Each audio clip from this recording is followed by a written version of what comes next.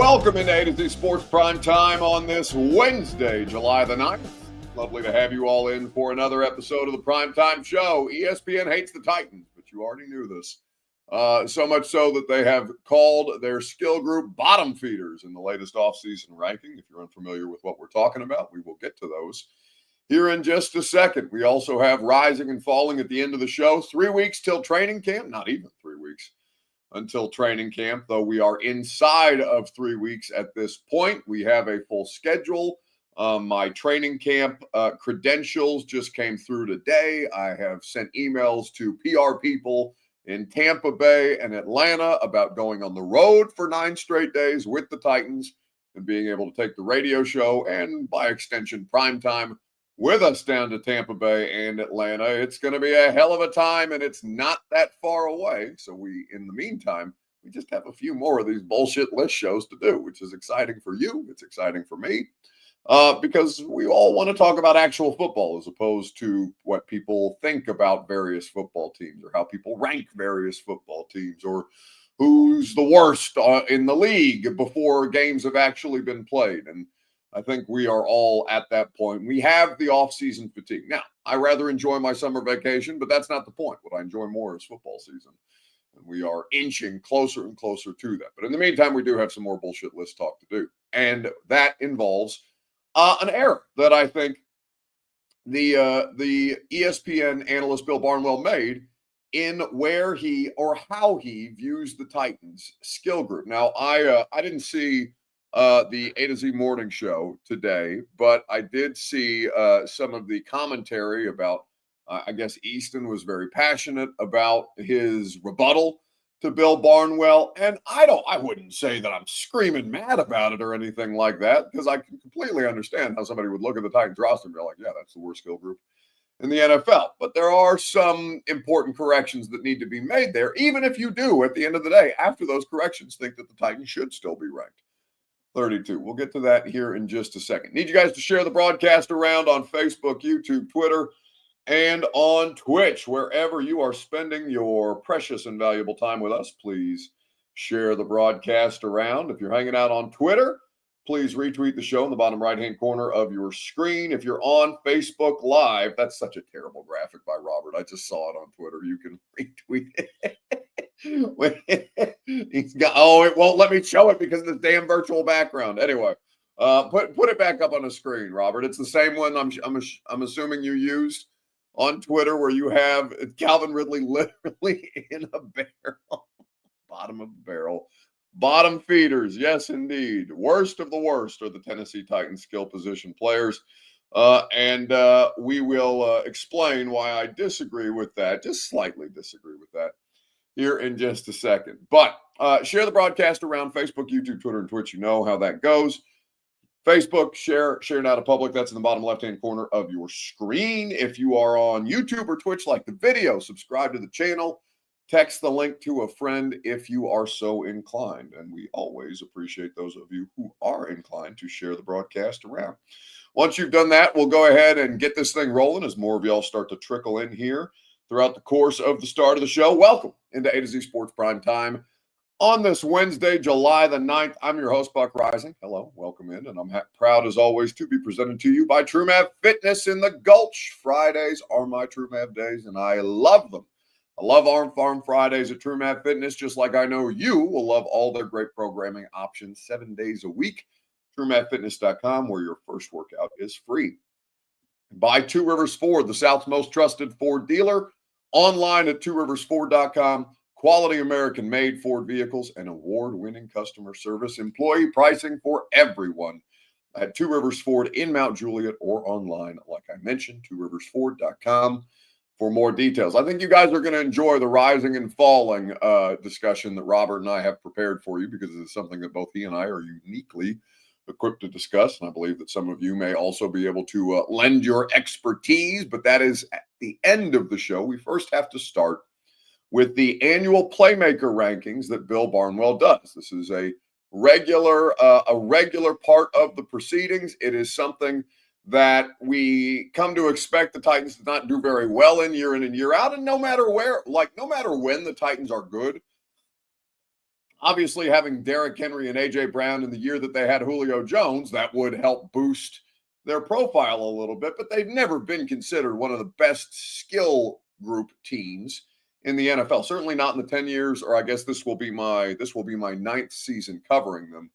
10 years living in Tennessee, but 9 seasons covering the Titans. Certainly not in my 9 years have they ever been, I would probably say that 2021 year, they were right outside the top 10. If they were inside the top 10, it would probably have been 10, but I can't recall that off the top of my head being so long ago. That, I mean, it really has been quite some time. And that's the last time that they've been relevant, really relevant, 2021, even though they did in 2022 start off 7-4, then fire John Robinson, then the bottom fell out. You know how the whole situation has played itself out since then. And we understand that things have been a bit broken, but that's what they're trying to piece back together. And they're trying to do it slowly but surely. And that skill group is going to be a big part of how much better they can get, because they do have a bit of youth influx with the roster right now, but they do have a bit of, what I would describe as a top wide receiver trio that is well past its prime. And I think that there is a lot of different things that you can look at and say, you can have cautious optimism about it. You can think it's better than you're being given credit for, or that they're being given credit for league wide. But it's really, really tough to look at Calvin Ridley at 30 and Tyler Lockett at 33, going to be 33, and Van Jefferson if he's not in his 30s, he's right there at 30 as a former second-round pick. Those guys not having productive seasons, except for Calvin last year, to his credit, and saying, I don't know about this group of extremely young and also extremely old on both ends of the spectrum skill guys. Then you have the running back room, which should be, at least it feels like, it should be better than it is. And Tony Pollard, it's no slight against him. He busted his ass to make sure that he could produce, and he did produce. He played through injury. He was one of the better players on the roster. He is somebody who I really respect for the amount of work and the way that he goes about his work. Tajay Spears, while he has promised, he has not paid dividends on that third-round draft pick that Rand Carthon spent on him in 2023. We're still waiting for that to kind of have a breakthrough moment. And we understand that it is, of course, concussions that would that have derailed him, at least in his most recent season. And that's deeply unfortunate. But for ESPN to rank them 32 out of a possible 32, I thought was a bit extreme. Now, I don't think it's so far off. Like, I'm not going to, bitch about it, kicking and screaming. I think that they have a great deal more work to do, especially relative to the rest of the league. It will surprise no one that the number one team in these rankings is the Philadelphia Eagles, with your former wide receiver, your former star wide receiver, A.J. Brown, headlining the group. Saquon Barkley, also coming off a career year, would prop that up even higher. But I'll read you what Bill Barnwell writes, because if I'm not mistaken, it's an ESPN Plus thing, so not to rob ESPN Plus of your hard-earned money if your subscription, but if you're subscribing to ESPN Plus to find out that the Titans were ranked 32, then you're probably not crazy about it. So I want to give you the qualifiers before we actually dive into this. So it's an annual ranking of playmakers, and there's a couple of things that he takes into account. He says this is only about 2025 on-field performance projections. Contract value, long-term projections, those are left out of the equation. What he is looking at is, he writes, all I'm concerned with is what each player might do over the 17 games in the upcoming season and what that would look like in a league average offensive architecture. I think that's completely fine. He also factors in injury histories and suspensions here, where McCaffrey would get dinged for an injury history, where a couple of different players, Jordan Addison appears to be at risk of potential suspension, so that would ding the Vikings in this particular situation. He adds he is not expecting potential hold-ins, such as Terry McLaurin, to miss meaningful time, but he's not ignorant of those situations. He also adds wide receivers are weighted more heavily than running backs or tight ends, which, again, is completely fair. Wide receivers are the higher value proposition. While that does not benefit a team like the Titans, who is still looking for consistent wide receiver play. And I would argue that even Calvin Ridley, though he did statistically produce, did not give you overwhelmingly consistent wide receiver play. And I completely acknowledge that his quarterbacks are as much to blame as he would be in that particular situation. But the facts are the facts. And I think that the facts are slightly missing, slightly askew in this 32 out of 32 ranking. So let me just read you directly from Bill Barnwell's note here, and I'll ask you the question. While I do that, you can give your response in the comments on Facebook, YouTube, Twitter, and Twitch. Where would you rank the Titans skill group out of 32 NFL teams? So again, let's just run through the primary figures here. And I'm not going to give you every skill player. I'm just going to give you the skill players who are most likely to matter in 2024. So the running backs, Tony Pollard, Tajay Spears. Those are the two that you're most counting on. The wide receivers, Calvin Ridley, Tyler Lockett, Van Jefferson, Alec Iamaner. I know the virtual background is blurring out, half a pinky or something like that, but you get my meaning. Alec Iamaner, Chimere DK. And then you get into, is Xavier Restrepo going to matter here? I'm going to leave guys like that off. I'm not going to factor in Treylon Burks because until such time as he does something, there's no point in considering him. So we'll keep it to that top 5 wide receiver group. Then the tight ends, Chigakonkwo and Gunnar Helm are the two that I'm most focused on. Though if they get anything out of Josh Wiley here, that would be a bonus type situation. So that's where we're at with the Titans. And you look at that next to the rest of the league. There's a lot of rookies that are factoring in there. A lot of unproven players, a lot of past their prime players. So you understand that they were never going to be a top 25 unit. In fact, the highest that you might be willing to rank them is 30 out of 32. And that's probably where I would, that's the furthest that I would allow anybody to consider ranking them. You're entitled to your opinion, of course, but anything above 30, I think from my perspective, you guys are allowed to think that I'm full of shit or that I'm a hater or a doubter or that Chimere DK will be the next great Titans wide receiver or whatever your logic is going to be. You're allowed to hold that opinion. I'm allowed to think that that opinion is a bit overinflated by your fandom, and that's okay. If you're somebody who holds that, reasonable minds are allowed to disagree. But let me read directly from Bill Barnwell's piece right after I remind you that the primetime program and your Two Rivers Ford take, which you are currently submitting in the comments, is presented by Two Rivers Ford. The South's most trusted Ford dealer is online at tworiversford.com, where they offer you employee pricing for everyone.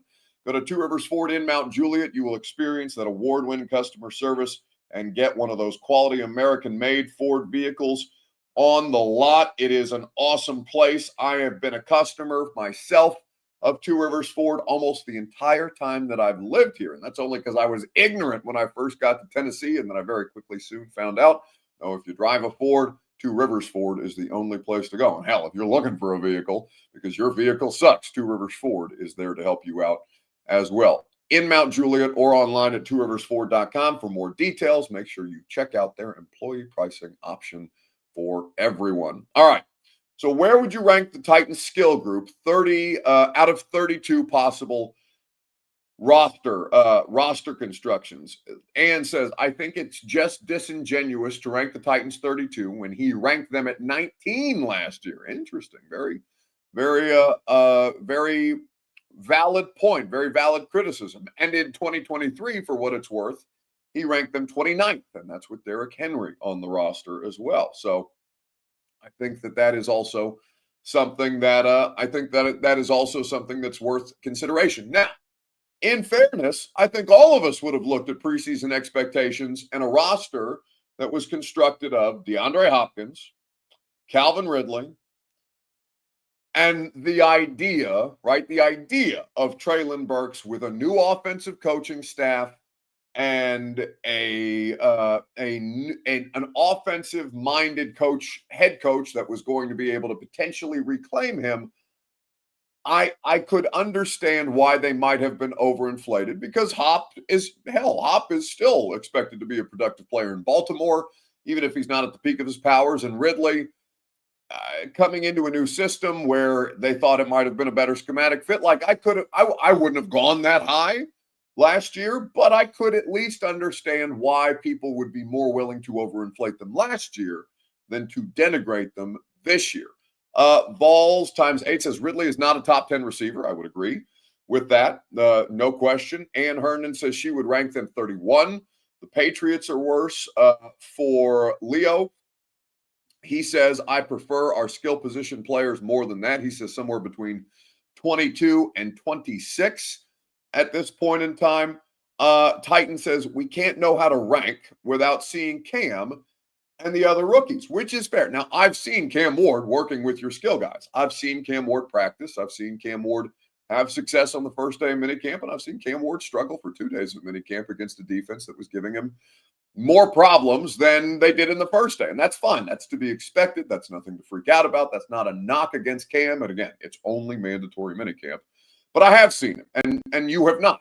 Other than you've seen social media clips, you've maybe seen some of the interviews, you've liked some of the stuff that you've heard about him talking shit to Jeff Simmons and Jeff Simmons talking shit back to him, or vice versa, Jeff starting shit first and then Cam giving him shit back to a former all-pro defensive tackle or a defensive tackle that does have all-pro nods in his career. It is so I understand that you haven't seen him play in the preseason. You haven't seen him training camp. There will be open opportunities. By the way, I think today, if I'm not mistaken, was the first day for people to apply for training camp access if you are not somebody who's going to be in one of these groups where it's season ticket holders only or Special Olympians. They have a day where they bring the Special Olympians out. I believe today was the first day to apply for those free training camp passes for everybody. And I don't know if those are still available, but I'm pretty sure if they are still available, you would be able to go and check those out at TennesseeTitans.com and potentially squeeze in. I don't know how they're doing it this year. I don't know if it's a lottery. I don't know if it's just random, first come, first serve. But that today, I'm almost certain was the day for you guys to get in and do that if you have not done so already. I would advise you to go check it out, and hopefully you can come hang out because we'll be doing. Now, here's the thing, just quickly before we move on and give you the blurb that Bill Barnwell writes here. Training camp's going to be different this year because they've got 9 straight days on the road. So that's essentially cutting 2 weeks of training camp out from under you to be able to attend. Now, I'm going to be at training camp regardless. The radio show is going to be at the local training camps, open practices, and some of the closed practices to fans. We'll be out there every day that they're out there here locally. I'm also going to be in Tampa Bay and Atlanta for the 2 weeks that they have those joint practices. But it is worth noting that the inventory of training camp practices is smaller this year because they will be on the road unless you're planning on, going and catching them in joint work against Tampa. And I guess you could in Atlanta. That's not a bad drive, but I don't know what the access level is like there. Either way. So where should the Titans skill position group be ranked out of a possible 32? Here's what Bill Barnwell writes as he ranks them 32. Tony Pollard looked better than he did while recovering from a fractured fibula with the Cowboys in 2023, but Tennessee's lead back ranked 20th out of the 23 players with at least 200 carries in success rate. The receiving efficiency he showed in Dallas before the injury didn't come back either, as he often was reduced to a safety valve. Tajay Spears had a better success rate, but virtually no explosiveness. Just 2 of Spears' 84 carries went for more than 12 yards.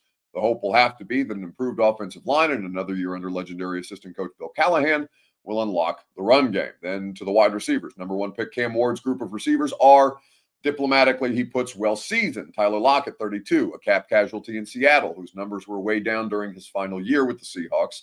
He joins to link up with 30-year-old Calvin Ridley, who was better moving around the formation in Tennessee after being trapped on the outside in Jacksonville, but he dropped 7 passes and wasn't always the reliable target a struggling group of quarterbacks needed. I think that does not do Ridley enough service to the poor level of quarterback play that he was also receiving, but I acknowledge that the drops at the early onset of the year were also a part of the problem.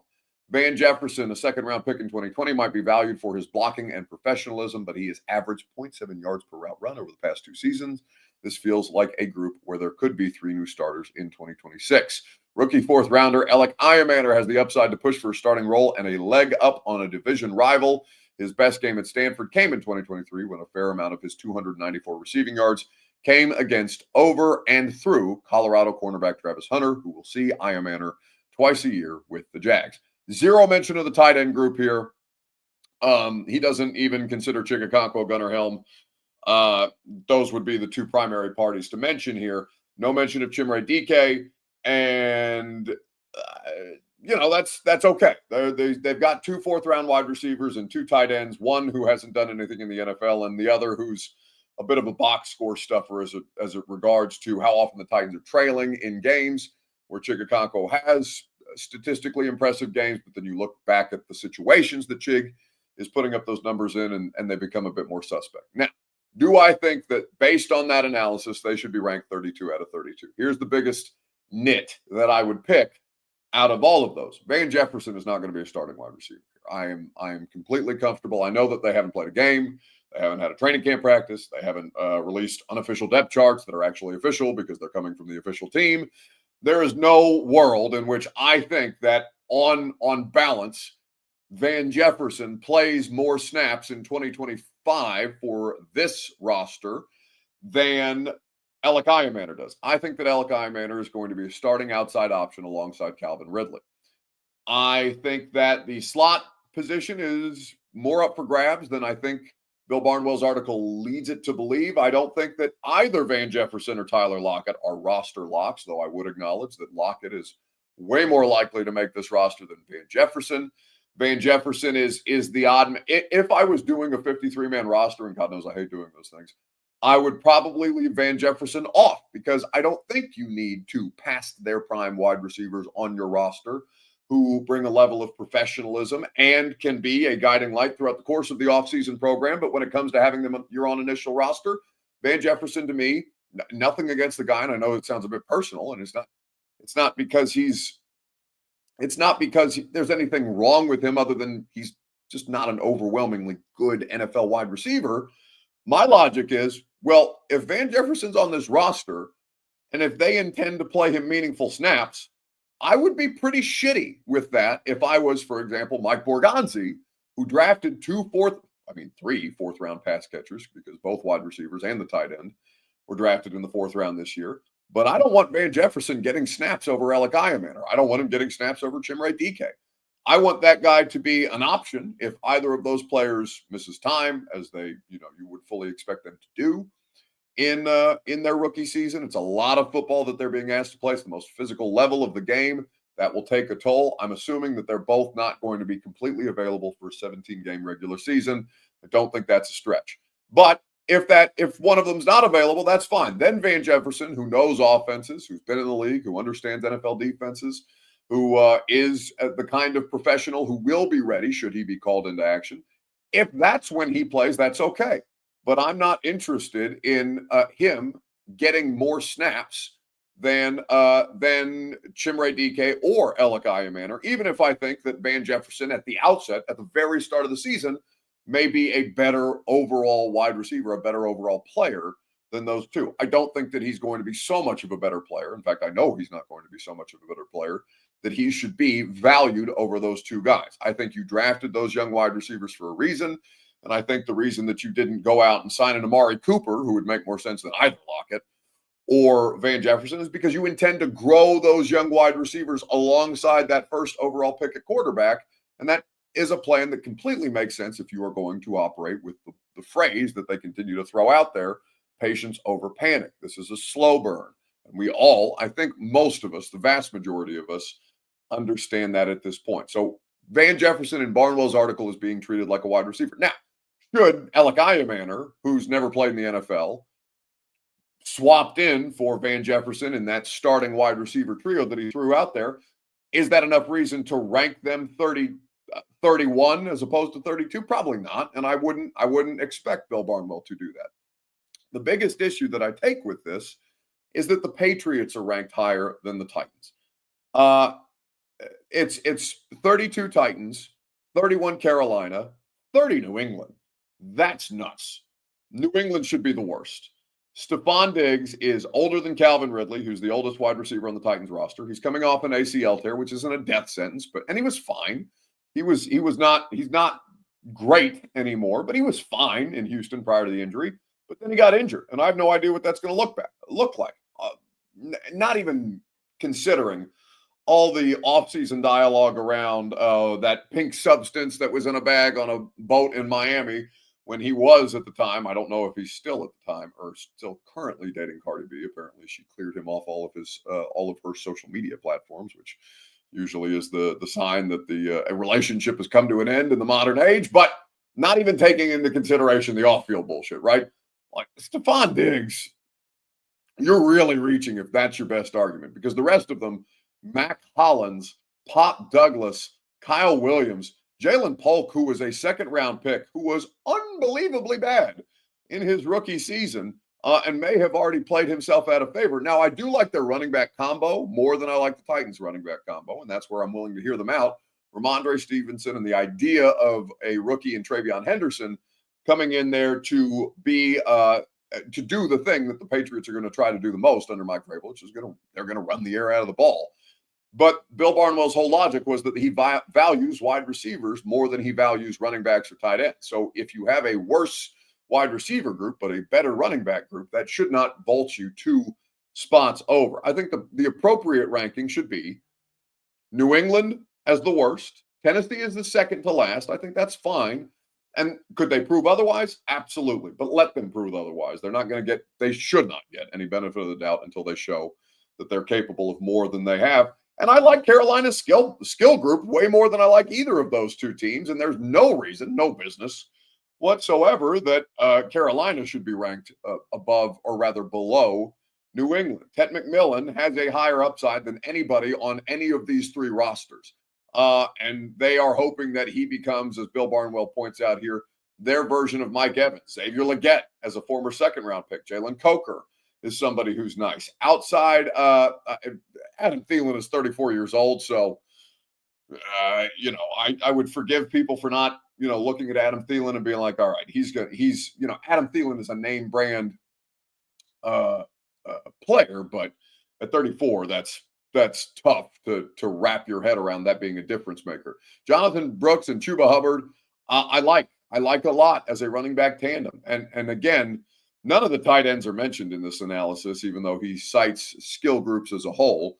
So I wonder, unless, you get into game-changing tight ends, and maybe the 3 of them don't have a game-changing tight end, and there's reason to believe that that's the case. But Carolina should be 30th. Tennessee should be 31, and New England should be squarely 32. That's the biggest issue that I take with these rankings. It's by degrees, but I can't justify that. And as MB points out, Buck, part of it has to be on Cam Ward and not seeing him take a snap in the pros yet. Yeah, that's a reasonable argument, I guess, because those are all going to be dependent on Cam Ward's success here. But you would have to kind of hate Cam Ward as a prospect to just dismiss Cam Ward, a number 1 overall draft pick, by consensus, the best quarterback in this year's draft. And I don't care how weak the draft class was at the quarterback position. You would have to actively hate Cam Ward as a prospect to ding the Titans with the number 1 overall draft pick just because you haven't seen him play yet. I don't accept that as an argument. I don't think that should factor in. Maybe it did, and he's not disclosing that, but there's nothing in there to indicate that would also knock them down a peg just because we haven't seen Cam Ward play yet. So I think 31 is appropriate for the Titans. 32 is extreme, but you're really nitpicking that. But I think it's pretty obvious that the Patriots tried to get better. They tried to go out and get Chris Godwin, and he took a hometown discount to stay in Tampa Bay. I know that they looked at other options potentially, but were not able to get appreciably better in free agency, and that Stephon Diggs was the best of a bad group of options. But Stephon Diggs, the name is doing way more heavy lifting there than the player is. And, maybe Drake May is more of a proven NFL commodity than Cam Ward is, but not by much, guys. You know what I'm saying? I've seen Drake May play, and it's still a big question mark, though I like the idea of Drake May.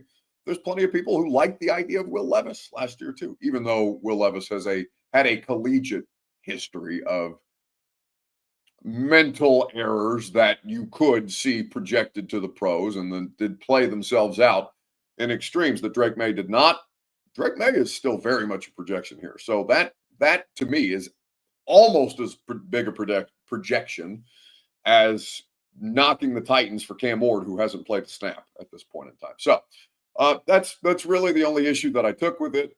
I think to look at them and say that they're the worst, I think that's one. I think he's incorrect about Van Jefferson being a meaningful part of that offense, and two, I don't know why the Patriots are getting this much benefit of the doubt. A lot of people are giving the Patriots like the biggest candidate to go worst to first this year, and I don't know if that's just because of Mike. And Mike Vrabel is a professional football coach and somebody who I think is going to do a better job than Gerard Mayo, but that's still a really shitty roster. Their offensive line is bad. Their skill players are bad. Their defense wasn't great last year, though there's reason to expect that the defense could be better. I don't know. I mean, the Patriots should still be a bottom feeder in the league. And, of course, we'll see that head-to-head in Week 7 when New England comes to town to play Tennessee, of which I'm very much looking forward to the dialogue around. That's going to be a hot mess, no matter how good or bad both teams are by the time that Week 7 game rolls around. All right, we're going to do a little rising and falling. Whose stock rose, whose stock fell? Now, Bert, do you want to go straight to the game, or how do you want to do this? Either way, you're going to wait until after I remind people that True Math Fitness in the Gulch makes the primetime show possible.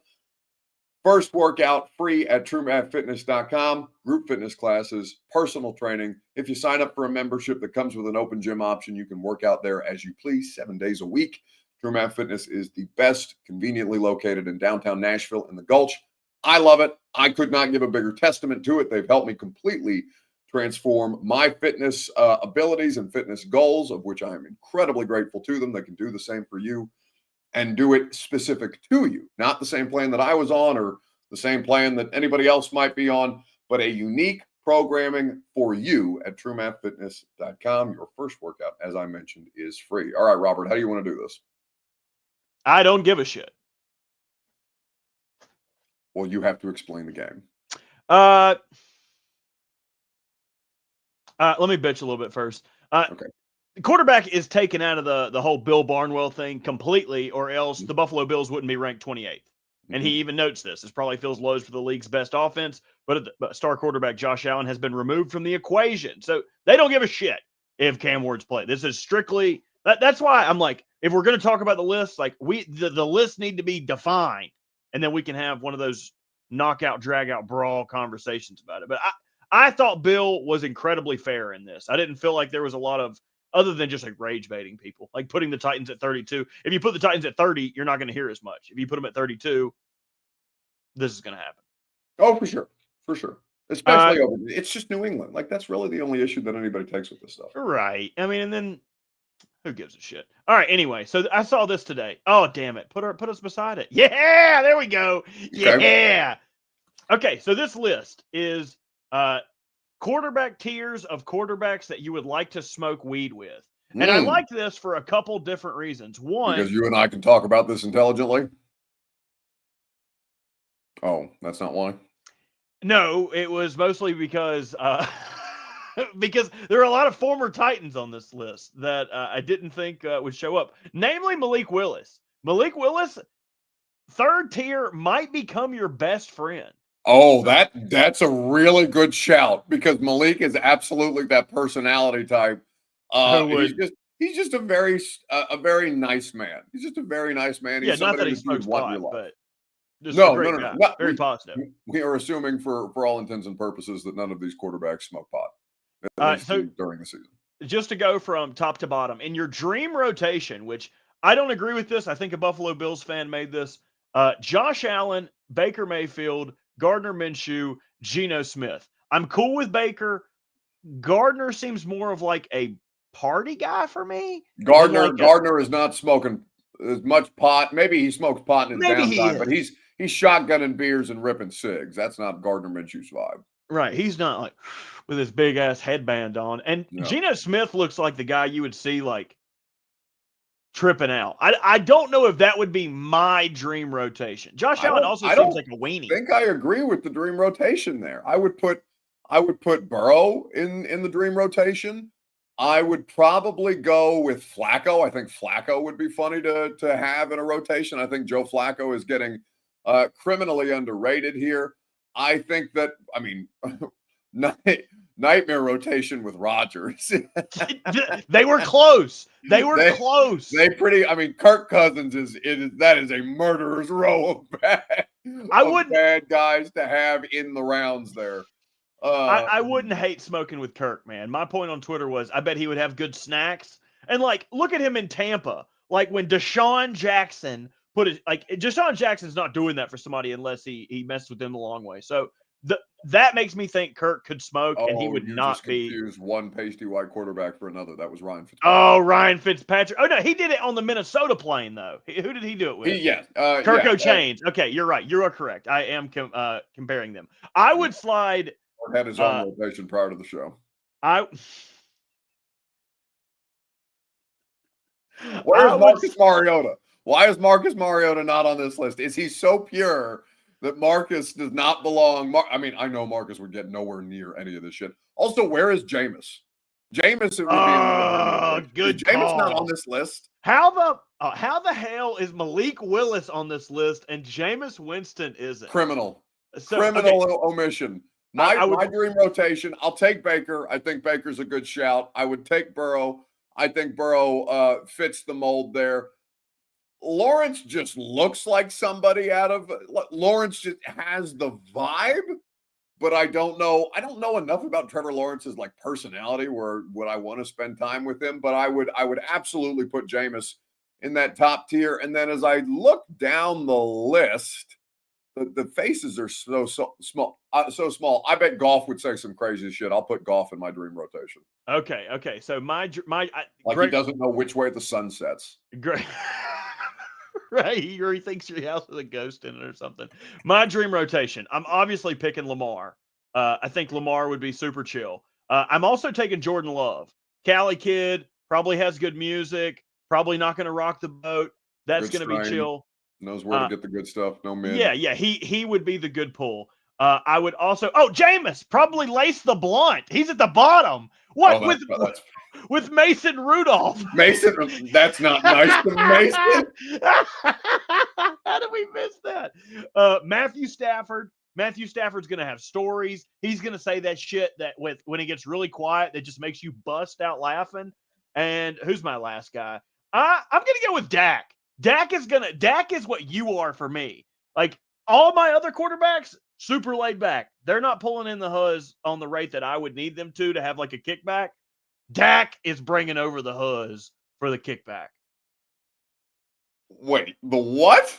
The huzz. Oh, that's what the kids are calling women now. The huzz. Where the huzz at? I thought you.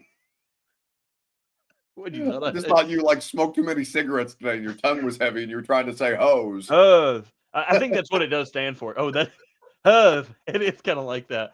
I don't know why they started. That's a compliment to both me and Dak Prescott. You're welcome. No, I appreciate it. It's a job and someone has to do it. Okay, now we have to do our nightmare rotation, and we cannot include Deshaun Watson or Aaron Rodgers. I feel like that's too big of a cop out.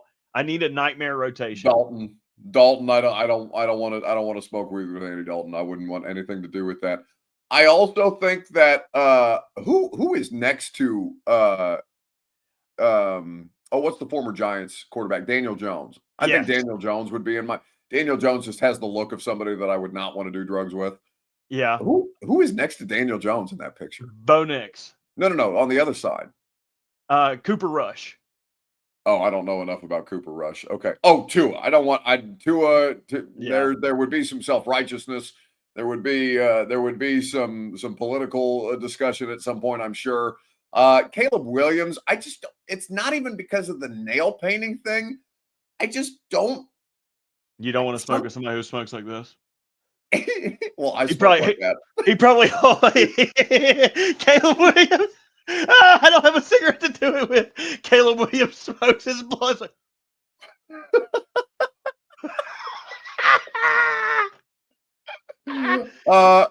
Where's Richardson? I also don't want Richardson in there because immediately Richardson would start bringing out his own original raps. I don't want that. I got no interest in Richardson. Yeah, so that would be my nightmare rotation without including Deshaun Watson. Also Russ. I mean, Russ belongs in that tier for sure. I would go Brock Purdy. He's a snitch. There's no way he would be chill. Sam Darnold. Who is he snitched on? No, just look at him. He didn't smoke anything. What do you got smoking? You smoking cigarettes? I don't think he would snitch. I just think he would judge you. Nah, I don't care. Don't want Who's it. in a tier by himself there? We'll invite the stupid brother. Oh, that's Derek Carr. Derek Carr. I wouldn't want Sam Darnold. He would be the dude that like greens out and gets 2 stones, starts seeing ghosts. Can't have that. Bryce Young looks like somebody's little brother that he like looks tagged so along. Small, even in just the picture. How does his headshot look so much smaller than the rest of He's just holding on for dear life. I would not want Justin Herbert. Justin Herbert would be the dude who would bring nothing. He wouldn't match. He wouldn't bring snacks. He would drink all of the juice in your house. He wouldn't match is a great shout. That is an excellent shout by you. I got you, bro. I got you. I got you next time. No, not I got you. I got you next time. Yeah, next time. And like the next time is like, oh my bad, bro. Next time, I swear. He's like, let me get a little. He's like, you could smoke the resin, brother. Kyler Murray would probably also suck. I don't know. I'm not reaching out there. I just feel like Kyler would want to go to bed and play video games. I think that would be about it. Mm. All right, very good. This was a way more fun exercise than talking about what's the LSU gymnast name? Livy Dunn. Livy Dunn not getting an apartment. That's okay. I agree. I like this. I agree. All right, well done with you. Well done. Hey, it was fun. Okay, get out of here. We've told on ourselves entirely too much in this segment, but that's why we thought we were uniquely equipped to talk about that list. Where that list courtesy of where? Barstool? That looks like a Barstool list. I think so. I'm not sure. I don't know. They don't need credit. We found it on the internet. We should give credit to whoever put that list together because it was not us. Anyway, that's going to do it for us tonight on Primetime. We appreciate you guys hanging out here, as is typically the case. One more Primetime show this week.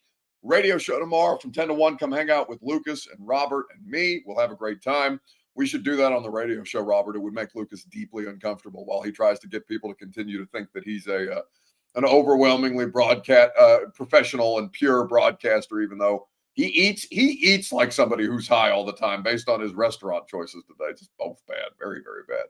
For somebody who excels at making food, Lucas has no judgment for taste whatsoever. We went to lunch today in 5 Points. We went to lunch. We had a very filling lunch. And then walking up the hill, he was like, I'm going to get a hot dog. Goes in and gets a hot dog. Yeah. Like, I'm a big dude. I like to eat. But that he is my mom used to call me the garbage disposal because like any leftovers, whatever she'd give to me, he is a human garbage disposal. And I love him for it. I think it's gross. And also I can't trust his food judgment, which I feel like I should be able to, but it's a lie. You can't trust Lucas's food judgment. All right. That's going to do it for us tonight. We'll see you tomorrow morning, 10 a.m. on 104.5 The Zone.